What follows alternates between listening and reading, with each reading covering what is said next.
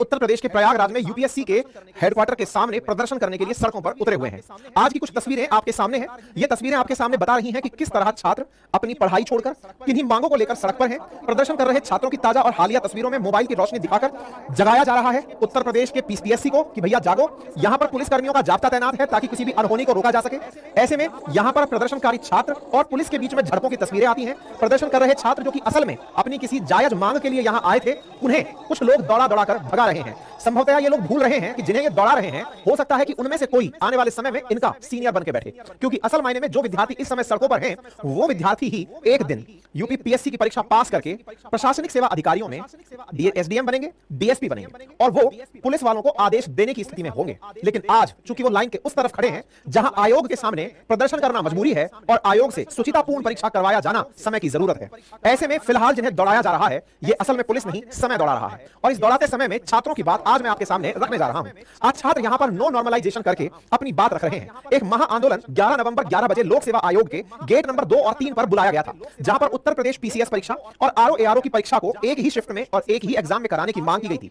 इस महा आंदोलन में सबसे महत्वपूर्ण डिमांड नॉर्मलाइजेशन ना कराने की थी। ये नॉर्मलाइजेशन भी क्या है, ये भी आज के सेशन में बताएंगे। फिलहाल के लिए देश भर की सुर्खियों में इस मांग ने अपनी जगह बना ली है। मेरे प्यारे साथियों, हमने भी दिन में अपने ट्विटर हैंडल पर इस पूरी विषय वस्तु को आपके साथ साझा किया था और ट्विटर पर जो ट्रेंड छात्रों के द्वारा चलाया जा रहा था, हमने उसे अपने प्लेटफॉर्म से तमाम मैसेजेस के माध्यम से साझा किया था। अब जो ये छात्र इकट्ठे हैं, इनकी डिमांड क्या है, ये क्या है वन शिफ्ट एग्जाम, कौन सी परीक्षा है, उसके बारे में हम जानेंगे और ये नॉर्मलाइजेशन क्या है, ये सब जानेंगे। लेकिन पहले विषय वस्तु को शुरू से शुरू करते हैं, क्योंकि बहुत सारे ऐसे भी लोग हैं जो इस पूरे घटना से अनजान है कि असल में हुआ क्या है। असल मायने में साथियों, देश के अंदर प्रशासनिक सेवा परीक्षा के लिए जनरली स्टेट के अंदर स्टेट पीसीएस और केंद्र के अंदर यूपीएससी का कार्य होता है। यूपीएससी प्रशासनिक अधिकारियों के लिए भर्ती परीक्षा आयोजित कराती है। स्टेट के अंदर भी स्टेट पीएससी प्रशासनिक सेवा परीक्षा के लिए भर्ती परीक्षा आयोजित कराती है। ऐसे में उत्तर प्रदेश के द्वारा भी अपने प्रशासनिक अधिकारियों के लिए एक परीक्षा आयोजित कराने की न्यूज इसी साल की शुरुआत में आती है। 220 पद अपर सबऑर्डिनेट सर्विसेज के लिए निकाले जाते हैं और इन अपर सबऑर्डिनेटेड पद के लिए 220 पदों की आवेदन तिथि साल की शुरुआत 2024 में की जाती है और कहा जाता है कि आप अपना आवेदन 2 फरवरी तक दे सकते हैं। यानी कि 220 वो लोग पद से सेलेक्ट होने थे जो कि एसडीएम बनते, जो कि डीएसपी बनते, उनके लिए परीक्षा आयोजित करवा रही थी। कौन करवा रहा था? तो उत्तर प्रदेश लोक सेवा आयोग, उसने ये भर्ती वैकेंसी निकाली थी। अच्छा, ऐसे में इस परीक्षा के लिए 1 महीने के अंदर जो आवेदन मांगे गए थे, लगभग 6.25 लाख लोगों ने आवेदन किया। 220 पदों के लिए 6.25 लाख लोगों के द्वारा आवेदन किया गया। यह बात देखने योग्य है कि एक पद के लिए कम से कम 2500 लोगों के द्वारा आवेदन किया गया। यह फरवरी का डेटा आपके सामने है। इस प्रक्रिया भर्ती में तिथि डिसाइड की गई कि मार्च के अंदर एग्जाम करवाया जाएगा। मार्च 2024 में एग्जाम कराने की बात की गई। यह आपके सामने विज्ञप्ति है, जिस विज्ञप्ति में लिखा गया है कि जो फॉर्म आपने भरा है उससे आपकी प्रश्नगत परीक्षा 17 मार्च 2024 को प्रस्तावित है, लेकिन यह परीक्षा किन्हीं अपरिहार्य कारणों से स्थगित कर दी जाती है। अब बड़ा सवाल यह था कि ये ऐसे कौन से कारण थे जिसकी वजह से परीक्षा को 7 मार्च 2024 को स्थगित करना पड़ा। 17 मार्च की होने वाली परीक्षा 7 मार्च के दिन एक सूचना के माध्यम से रद्द हो जाती है। विचार कीजिए कि जिस छात्र ने साल भर न जाने कितनी सालों से तैयारी की है, उसे परीक्षा के रद्द होने की सूचना प्राप्त होती है। रद्द सूचना के आधार को अब तलाशते हैं। उसको तलाशते हुए पहुंचते हैं साल 2024 से शुरू होने से 2 महीने पहले एक और परीक्षा की वैकेंसी आई थी और वो थी रिव्यू ऑफिसर की वैकेंसी। उत्तर प्रदेश के अंदर सेक्रेटेरिएट के अंदर होने वाले एक पद में आरओ एग्जाम की वैकेंसी। यह वैकेंसी अक्टूबर 2023 में आई थी, जिसके आवेदन को नवंबर 2023 तक पूर्ण करना था। इस परीक्षा के अंदर जो उत्तर प्रदेश के अंदर ये लोक सेवा आयोग द्वारा ली जाने वाली परीक्षा थी, इस परीक्षा में 11 फरवरी को परीक्षा का आयोजन होना था और 11 फरवरी के अंदर 2 सत्रों में इस परीक्षा का आयोजन करवाया जाना सुनिश्चित हुआ था। मतलब आपने अक्टूबर में फॉर्म भरा, आपकी परीक्षा जो है वो डेट डिसाइड होती है कि फरवरी में आपकी परीक्षा होनी है। फरवरी में डेट को अगर आप ऑब्जर्व करें तो ये 11 फरवरी को परीक्षा होनी थी। 11 फरवरी के दिन अखबार के अंदर न्यूज, फरवरी की शुरुआत में अखबार में न्यूज आना शुरू होती है कि इनके एडमिट कार्ड जारी हो गए हैं। लेकिन यहां ध्यान देने योग्य बात है कि आरओ में 411 पद थे, जिसके लिए 11.25 लाख लोगों ने आवेदन किया था। यहां पर 411 पदों के लिए, अगेन नंबर्स को पहचानिए, एक पद पर लगभग 2500 बच्चे। यहां पर इतने बच्चों के द्वारा आवेदन किया गया, 411 पद, यहां पर 10.69 लाख लोगों के द्वारा आवेदन। इतने सारे लोगों का परीक्षा देना तय था। लेकिन इसी बीच में ट्विटर पर एक ट्रेंड आता है और वो ट्रेंड है कि आरओ का पेपर लीक हो गया है। आरओ का पेपर लीक हो गया है, यह खबर परीक्षा वाले दिन हेडलाइन बन जाती है। अखबारों में यह सूचना छपना शुरू होती है। लोग प्रश्न करने लगते हैं कि जो परीक्षा सुबह 9:30 बजे आयोजित होनी थी, उस पेपर को लोगों ने 8:30 बजे ही अपने मोबाइल पर कैसे प्राप्त कर लिया। ऐसे बहुत से स्क्रीनशॉट्स आने लगते हैं जहां प्रश्न पत्र के आंसर्स लोगों की स्क्रीन पर होते हैं। तमाम प्रकार के ट्वीट्स होने लगते हैं जहां लोग अपने अपने स्क्रीन से साझा करके केवल यह कह रहे हैं कि देखो यह पेपर बहुत पहले ही लीक हो चुका था। छात्रों के बढ़ते दबाव को शुरुआत में सरकार ने और जांच एजेंसीज ने, विशेष रूप से जो परीक्षा आयोजित करने वाली एजेंसीज हैं, उन्हें लगा कि छात्र जो परफॉर्म नहीं कर पाए हैं वो विरोध कर रहे हैं। परीक्षा को लीक मानने में बहुत देरी हुई। फाइनली सरकार को यह बात माननी पड़ी कि जो छात्र कह रहे हैं वो सत्य है। 2 मार्च 2024 को उत्तर प्रदेश सरकार के द्वारा आरओ परीक्षा को कैंसिल कर दिया जाता है। डेट्स पर गौर करिएगा। परीक्षा हुई है फरवरी 11 को और पेपर को रद्द किया गया है 2 मार्च को, मतलब परीक्षा को कैंसिल माना गया। यानी सरकार के इतने बड़े पुलिस प्रशासन को, इतनी बड़ी इंटेलिजेंस को लगभग 3 हफ्ते लग गए यह मानने में कि पेपर लीक हुआ था। जहां छात्र आंदोलन कर रहे थे कि सर पेपर लीक हो गया है, इस ऐसी स्थिति में सरकार को मानने में बहुत दिक्कत हो रही थी। लेकिन सरकार के सामने एक बहुत बड़ा पहाड़ था और वो था उत्तर प्रदेश में होने वाला लोकसभा चुनाव। लोकसभा चुनाव से पहले इतना बड़ा माहौल छात्रों का बनना, यह निश्चित ही सरकार को आने वाले चुनाव में बड़ी चुनौती देने वाला था, क्योंकि मात्र 10.5 लाख छात्र नहीं थे। उन सबके परिवार में औसत अगर 4 लोग भी रहते थे तो कम से कम 50 लाख वोट थे, और ऐसे 50 लाख वोट सरकार को निश्चित ही प्रभावित कर सकते थे। यह सरकार को भी समझ में आ रहा था। ऐसे में किस तरफ जाएं, यह बड़ी मुसीबत बन गया। और यह तो सबको विदित है कि उत्तर प्रदेश के इस बार के जो लोकसभा के रिजल्ट्स रहे हैं, उसमें छात्रों की नाराजगी एक बहुत बड़ा कारण संभवतः रही होगी। खैर, फिलहाल के लिए और आगे बढ़ते हैं। सरकार कहती है कि हम 6 महीने में इस परीक्षा को आयोजित करा लेंगे। योगी जी के द्वारा ट्वीट किया जाता है कि हम परीक्षा की शुचिता से खिलवाड़ करने वालों को किसी भी दशा में नहीं बख्शेंगे। यह 2 मार्च का ट्वीट होता है और कहा जाता है कि हम अगले आदेश में, और वो आदेश अगले 6 माह के अंदर परीक्षा आयोजित कराने का है। 6 माह परीक्षा सरकार दी जाती है क्योंकि छात्रों का समय इतना भी कीमती नहीं है कि लोकसभा के बीच में उनकी परीक्षा करा ली जाए। हालांकि हमारा देश इस पूरे लोकतंत्र में, पूरे देश के अंदर सभी प्रकार का चुनाव एक दिन में कराने का विचार कर सकता है। वन नेशन वन इलेक्शन को लेकर सरकारें अपनी तरफ से संजीदगी दिखा रही हैं कि पूरे देश के अंदर होने वाले चुनाव, चाहे केंद्र सरकार के हो या राज्य के हो, उनको एक दिन में कराएंगे। लेकिन यहां पर 6 महीने परीक्षा सरकार दी जाती है क्योंकि यहां सरकार का चुनाव जो होने वाला है, सरकार की परीक्षा जो होने वाली है, छात्रों की परीक्षा 6 महीने सरक जाती है। छात्र बड़ा पेशेंस के साथ फिर से तैयारी में जुटता है। हालांकि हमने समय समय पर आपको यह भी सारी जानकारियां अपने ट्विटर पर साझा की हैं। इसी घटना की पृष्ठभूमि के 5 दिन बाद एक और आदेश आता है।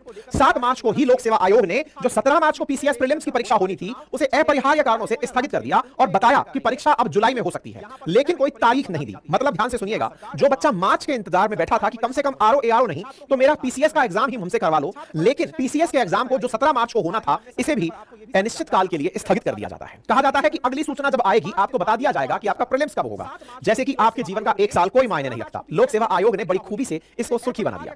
खैर, छात्रों को भी लगा कि जिस लोक सेवा आयोग की सूचिता पर इतने सवाल खड़े हुए हैं, चलो कोई नहीं, लोक सेवा आयोग में कोई आमूलचूल परिवर्तन होगा, परीक्षा के लिए कुछ नियम कानून बनेंगे और हो सकता है कि अब होने वाला पेपर लीक नहीं होगा।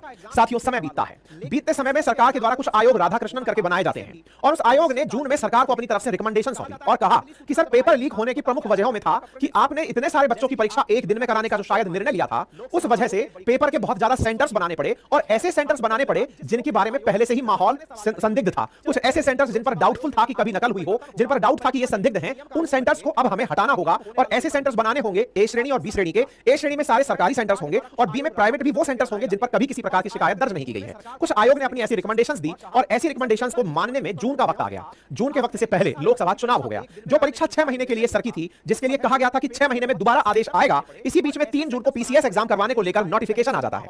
यानी कि 6 महीने के लिए सरकाए गए पेपर के लिए छात्रों को कहा जाता है कि 27 अक्टूबर को आपका प्रीलिम्स आयोजित कराया जाएगा। जो परीक्षा 2 चरणों में लिखित में होती है और एक साक्षात्कार से गुजरती है, उस पीसीएस के लिए प्रीलिम्स की डेट 27 अक्टूबर दी गई। लेकिन थोड़ा ही समय बीता, 16 अक्टूबर को एक और नोटिफिकेशन आया और कहा कि चूंकि परीक्षा सेंटर बनाने में हमें देरी हो रही है, ऐसे में आपकी परीक्षा को दिसंबर के पहले पखवाड़े में कराया जाएगा। मतलब 1 जनवरी को जिस बच्चे ने फॉर्म भरा था, वो दिसंबर के इंतजार में था, जैसे कि उसका समय कोई कीमत नहीं रख रहा था। ऐसे में यहां पर दिसंबर फर्स्ट वीक का समय दे दिया जाता है और वो अगले महीने दिसंबर है। अगले महीने दिसंबर है तो फिर बवाल अभी क्यों कट रहा है? कारण है 5 नवंबर के दिन आई हुई एक और विज्ञप्ति, जो कि इस बार लोक सेवा आयोग उत्तर प्रदेश के द्वारा जारी की गई थी। उसमें परीक्षा की 3 परीक्षाओं की तिथियों को या 3 चीजों को एक साथ विज्ञप्ति में नोटिफाई किया जाता है। पहला, कहा जाता है कि 7 और 8 दिसंबर को आपकी प्रीलिम्स की परीक्षा आयोजित की जाएगी। इसका यहां पर डिटेल जानकारी दे दी जाती है कि साहब, हमने तमाम प्रयास किए, लेकिन इसमें एक बहुत इंपॉर्टेंट लाइन मेंशन थी और वो ये था कि राज्य के अंदर जो परीक्षा होनी है, प्रारंभिक परीक्षा पीसीएस अधिकारियों की, उसमें 19 जून के एक शासन आदेश को रेफरेंस बनाया गया है, जिसमें प्रदेश के समस्त जनपदों में केंद्र निर्धारण संबंधी समितियों द्वारा प्रेषित परीक्षा केंद्रों की संख्या एवं क्षमताओं को और अभ्यर्थियों की संख्या के सापेक्ष हर संभव प्रयास के बावजूद यथोचित मानक के अनुसार उपलब्ध न होने के दृष्टिगत परीक्षा 7 और 8 दिसंबर 2024 को 2 सत्रों में 9:30 से 11:30 और द्वितीय सत्र में 2:30 से 4:30 बजे तक मात्र 41 जिलों में आयोजित की जाएगी। विचार कीजिए कि हमारे देश में एक पीसीएस लेवल के अधिकारी को बनाए जाने में 75 जिलों में से मात्र 41 जिले ही क्वालिफाई कर पाए, लेकिन हमारे देश में प्रधानमंत्री बनाने के लिए 75 की 75 जिलों में 80 की 80 लोकसभा सीटों में हर सेंटर क्वालिफाई कर जाता है। विपक्ष का जो बार-बार आरोप होता है कि सर ईवीएम कहीं लीक तो नहीं होती, जिसे यूं ही सिरे से उड़ा दिया जाता है, वहीं छात्रों की परीक्षा पर सरकार की इस सुचिता ने छात्रों के कान खड़े कर दिए कि सर पीएम बनना हो या सीएम बनना हो, उस समय पर हर सेंटर बढ़िया से काम करेगा, हर स्कूल के अंदर ईवीएम लीक प्रूफ रहेगा, लेकिन छात्रों के लिए परीक्षा आयोजित करानी है तो छात्रों की परीक्षा में बताइए कि सरकार की कितनी लाचारी है कि 75 जिलों में आपको मात्र 41 जिले मिले जहां आप परीक्षा को आयोजित करवा पाएंगे, और तो और उस परीक्षा को एक दिन में नहीं 2 दिन में करवा पाएंगे। सर ये तो कानून व्यवस्था का खुला मजाक है। आपकी परीक्षा तो 7 और 8 दिसंबर को होगी, इसका मतलब आपको 5 लाख बच्चे भी एक दिन में मैनेज नहीं हो रहे, जहां 140 करोड़ लोगों के लोकतंत्र की परीक्षा ये राष्ट्र एक दिन में कराने की बात करता है। बड़ा ही आयरनी है कि इस देश में इलेक्शन एक दिन में हो सकते हैं, लेकिन 5 लाख बच्चों की परीक्षा 2 दिनों में करानी पड़ रही है। क्या कहा जाए, ये समझ से बड़ा है।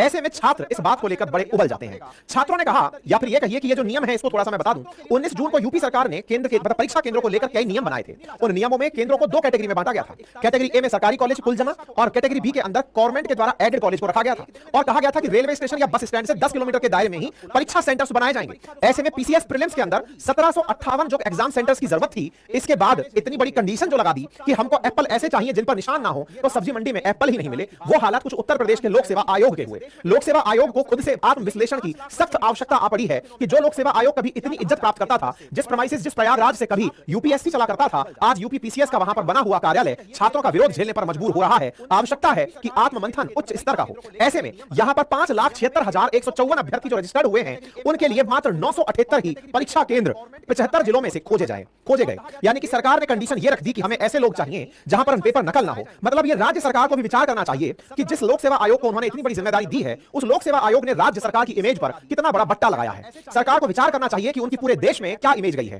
पूरे राज्य की इमेज जो अभी तक अपने राज्य के अंदर कोई भी अपराधी अगर कोई अपराध कर रहा है, उसके लिए जहां बुलडोजर घर पहुंच रहे हैं, ऐसे में क्यों नहीं पेपर माफिया या लीक का डर इतना बड़ा कि 75 में से 41 जिले क्वालिफाई कर पाए। ऐसे डीएम का, ऐसे एसपी का राज्य सरकार ने क्या किया, जिन्हें लोक सेवा आयोग ने अपनी कैटेगरी में फेल कर दिया। ऐसे कौन से जिले हैं जो राज्य सरकार की नजर में, वो कौन से ऐसे 31 जिले हैं जिन्हें पास नहीं किया गया। 34 जिले ऐसे कौन से हैं जो पास नहीं हो पाए। ये खुद योगी आदित्यनाथ जी को विचार करना चाहिए। उन डीएम्स की और एसपी की बैठक बुलाई जानी चाहिए कि ये शर्म आने वाली बात है कि आपका जिला एक परीक्षा केंद्र नहीं दे पाया। ऐसे में 41 जिले ही पास हुए। इतने बड़े उत्तर प्रदेश में मात्र 978 परीक्षा केंद्र ही ऐसे बने जहां मात्र इतने से विद्यार्थी परीक्षा दे पाएंगे। और तो और इन परीक्षाओं के लिए भी 2 दिन का समय निर्धारित किया गया। अब इसमें दिक्कत क्या थी? दिक्कत केवल परीक्षा पीसीएस तक ही नहीं टिकी थी। आरओ जो कि बिल्कुल ऐसे चल रहा था, जो आगे पीछे बस महीने भर के अंतर पर ही चल रहा था, उसकी परीक्षा की डेट रख दी गई 22 और 23 तारीख। 22 और 23 तारीख को इस परीक्षा को 3 शिफ्ट में कराने का निर्णय लिया। मतलब ये वनडे में होने वाली परीक्षा थी और वनडे में होने वाली परीक्षा को 3 शिफ्ट में कराने की बात कही गई। प्रथम शिफ्ट, द्वितीय शिफ्ट, तृतीय शिफ्ट, 2 दिन और 3 शिफ्ट। आपके दिमाग में जो कई दिनों से परीक्षाओं से दूर हैं, उन्हें शायद ना पता हो कि जब एक ही परीक्षा है और 3 शिफ्ट में परीक्षाएं होंगी, तो इसका मतलब ये नहीं है कि सेम पेपर तीनों पेपर में तीनों शिफ्ट में पूछा जाएगा। तो फिर क्या होगा? 3 अलग अलग पेपर बनाए जाएंगे। पहली शिफ्ट का अलग पेपर, दूसरी शिफ्ट का अलग पेपर और तीसरी शिफ्ट का अलग पेपर, और इन तीनों पेपर्स से रिजल्ट निकाला जाएगा। मुझे एक बात सोचने की आवश्यकता आती है कि जब छात्रों के 3 शिफ्ट में पेपर होंगे, तो क्या तीनों पेपर एक समान कठिनाई के होंगे? तो सरकार ने कहा कि अगर एक समान कठिनाई के नहीं है तो कोई बात नहीं, हमारे पास एक तरीका है। क्या तरीका है? हम ऐसे छात्रों के लिए नॉर्मलाइजेशन की प्रक्रिया ले आएंगे। मतलब अगर किसी दिन के छात्रों ने अच्छा परफॉर्म कर लिया तो हम मानेंगे पेपर आसान था, और किसी दिन के छात्रों ने एवरेज नंबर कम प्राप्त किए तो हम मानेंगे पेपर टफ था। यह विचित्र कार्य करने वाली यूपीपीएससी अपनी सफाई में ये सारे काम इसलिए कर रही थी क्योंकि कहीं पेपर लीक ना हो जाए। तर्क था कि ज्यादा सेंटर्स होंगे तो लीक हो जाएंगे, लेकिन यही यूपीपीएससी भूल गई कि यहां पर जो पेपर लीक होने की खबर आरओ की थी, वो किसी सेंटर से नहीं अपितु प्रिंटिंग प्रेस से बाहर आई थी। हालांकि इस बारे में अभी भी सफाइयां और जांचें चल ही रही हैं कि अल्टीमेटली पेपर लीक कहां से हुआ था। खैर, इससे आगे एक बात और निकल कर आई, और वो ये थी कि महानुभावों, आप आरओ की या पीएससी की परीक्षा ह्यूमैनिटीज के सब्जेक्ट पर ले रहे हो। मैथ्स के क्वेश्चन में तो टफ का, मीडियम का और इजी का क्राइटेरिया लगाया जा सकता है, लेकिन ह्यूमैनिटीज के सब्जेक्ट में आप कैसे डिसाइड करेंगे कि कौन सा क्वेश्चन टफ है और कौन सा क्वेश्चन आसान है? हो सकता है कि फिलहाल आप ये कहें जिसके अधिकांश लोगों ने आंसर दे दिया वो आसान है, जिसके कम लोगों ने आंसर दिए वो मुश्किल है, लेकिन ये कोई बहुत ऑथेंटिक तरीका ह्यूमैनिटीज यानी मानविकी के सब्जेक्ट्स में नहीं माना जाता है। खैर, हमारे देश में बहुत सी परीक्षाएं इस प्रक्रिया में आयोजित की जाती रही हैं, यानी मल्टी शिफ्ट में परीक्षाएं आयोजित की जाती रही हैं। लेकिन क्या यह मान लिया जाए कि मल्टी शिफ्ट में परीक्षा आयोजित होने से पेपर लीक होने का टेंशन रुक जाएगा? तो उत्तर प्रदेश सरकार को याद हो कि उत्तर प्रदेश की जो पुलिस परीक्षा आयोजित मल्टी शिफ्ट में की गई थी, उसके भी लीक होने की चर्चाएं हेडलाइन तलाशने पर मिल ही जाएंगी। अर्थात मल्टी शिफ्ट होना किसी परीक्षा के लीक प्रूफ होने का कोई भी प्रमाण नहीं है। ऐसे में ये कौन बुद्धिजीवी हैं यूपीपीएससी में जिन्होंने इस परीक्षा को इसलिए 2 भागों में कर दिया कि भला हो इस तरह से छात्रों का हम कम से कम समय तो बर्बाद कर ही देंगे। छात्रों का यहां आरोप यह है कि आप कई शिफ्ट में जो परीक्षा लेना चाह रहे हैं, उससे हमें जो डर लगता है वो इस बात का है कि लीक होने के लिए तो आपने कोई व्यवस्था नहीं बनाई कि हम लीक कैसे रोकेंगे। आप सेंटर्स को पुख्ता बना रहे हैं, लेकिन प्रिंटिंग प्रेस का नियम बाहर नहीं आया। वहीं दूसरा कि आप कहीं अपने चहेतों को तो इस नॉर्मलाइजेशन की प्रक्रिया से अंदर नहीं घुसा लेंगे। आप में से कुछ लोग कहेंगे कि क्या बात करते हो सर, पीएससी में ऐसा होता है क्या? अरे कभी तो पधारो राजस्थान में, आपको पता चलेगा कैसे हमारे यहां आरपीएससी में हमारे महानुभाव जो पीएससी के मेंबर थे, उन्होंने अपने सुपुत्र और सुपुत्री को 2 स्टार बना के ट्रेनिंग तक में भिजवा दिया था। चहेतों को भिजवाने की कला तो अनोखी पाई जाती है। ऐसे में कौन सी पीएससी बेदाग है, इस पर तो सवाल करना ही मतलब मजाक सा लगता है। ऐसे में सवाल बड़ा यह है कि आपने ये जो नॉर्मलाइजेशन की प्रक्रिया घुसा दी कि पेपर के अंदर अलग अलग शिफ्ट करवाई जाएंगी और उन शिफ्ट से प्राप्त नंबरों का नॉर्मलाइजेशन करवाया जाएगा। छात्र इस बात से उबल गया। ये 3 विज्ञप्तियां और इन 3 विज्ञप्तियों में एक सी बात कि हम नॉर्मलाइजेशन करवाएंगे और परीक्षा को कई शिफ्ट में करवाएंगे। छात्र इससे भड़क गया। छात्रों का सिंपल सा एक ही प्रश्न है कि आप नॉर्मलाइजेशन की बात कर रहे हैं, माननीय कम से कम यही बता दीजिए कि आपने जब 1 तारीख को नोटिफिकेशन जारी किया था, आपकी प्रक्रिया में कहीं नॉर्मलाइजेशन की बात नहीं लिखी हुई थी। अचानक आप नॉर्मलाइजेशन कहां से घुसा रहे हैं? आपने क्या सुप्रीम कोर्ट का वह आदेश बाईपास कर दिया जो कुछ ही समय पहले आया, जिसमें सुप्रीम कोर्ट ने कहा कि परीक्षा की प्रक्रिया के अंदर बीच में परिवर्तन नहीं किया जा सकता और आपने उसके बावजूद 19 जून को आपके यहां की किसी समिति के द्वारा दी गई रिकमेंडेशंस को मानते हुए नॉर्मलाइजेशन को न्यू नॉर्म्स बना दिया। उत्तर प्रदेश पीएससी, बच्चों का समय बर्बाद करना बंद करो, संवेदनशील तरीके से कार्य करो। आप देश के लिए और राज्य के लिए प्रशासनिक अधिकारियों का चयन करवा रहे हो, उनके भविष्य से ऐसी खिलवाड़ मत करो। अगर बुनियाद ही इतनी खराब डलेगी तो विचार कीजिए कि उससे बनने वाली इमारत कितनी खराब होगी। उन बच्चों के मन में कितना ज्यादा सिस्टम के प्रति कुंठा होगी जिन्होंने इतनी मुसीबतों से ना जाने किस किस की लाठियां भाटे खाकर के नौकरी पाई है। ऐसे में रिक्वेस्ट रहेगी पीएससी से, अगर वो इस बात को समझ पाए तो छात्रों के लिए कुछ ऐसा तरीका उपा बनाए जिससे कि छात्रों की अधिकांश मांगे पूरी हो और उनके ये विश्वास पैदा हो कि हां पीएससी परीक्षा आयोजित करा पाएगी। और मेरा राज्य सरकार से भी अनुरोध रहेगा कि माननीय मुख्यमंत्री महोदय, कम से कम आप अपने उन अधिकारियों को बुलाएं जो अपने जिलों के अंदर कोई परीक्षा केंद्र नहीं दे पाए। यह बड़ा गंभीर विषय है कि आपके देश अपने इतने बड़े राज्य में 75 जिलों में से 41 जिले ही परीक्षा आयोजित कराने के योग्य हैं। विचारणीय है कि बाकी जिलों को क्या हुआ। क्या आप योगी महाराज ये बात मानने को तैयार होंगे कि उन जिलों की हालत इतनी खराब है कि वहां पेपर लीक होना नॉर्मलाइज है, मतलब वहां पर परीक्षा आयोजित कराना संकटग्रस्त है? यह बहुत बड़ा प्रश्न है। जिला हेडक्वार्टर तक पर परीक्षा ना कराया जाना यह बहुत संवेदनशील मुद्दा है। 5 लाख बच्चों का परीक्षा एक दिन में ना हो पाना यह चिंतन का विषय है और आवश्यक है कि सरकार इस बात पर गंभीरता से विचार करे और छात्रों में यह विश्वास बहाल हो कि यूपीपीएससी जिस स्तर पर परीक्षा कराएगी वो परीक्षा लीक प्रूफ होगी, एक ही तरीके से होगी। नॉर्मलाइजेशन इतने से छात्रों में कराने की कोई आवश्यकता नहीं है। उत्तर प्रदेश संसाधन में सक्षम है, उत्तर प्रदेश की सरकार सक्षम है, अगर चाहे तो निश्चित ही इस काम को करा ले जाएगी। आवश्यकता है कि मुख्यमंत्री महोदय इस बात पर तत्काल प्रभाव से संज्ञान लें और छात्रों के हित पर विचार करते हुए आगे के दिशा निर्देश दें। फिलहाल के लिए इतना ही। बाकी आप में से जितने भी छात्रों की जो राय है कमेंट बॉक्स में फिलहाल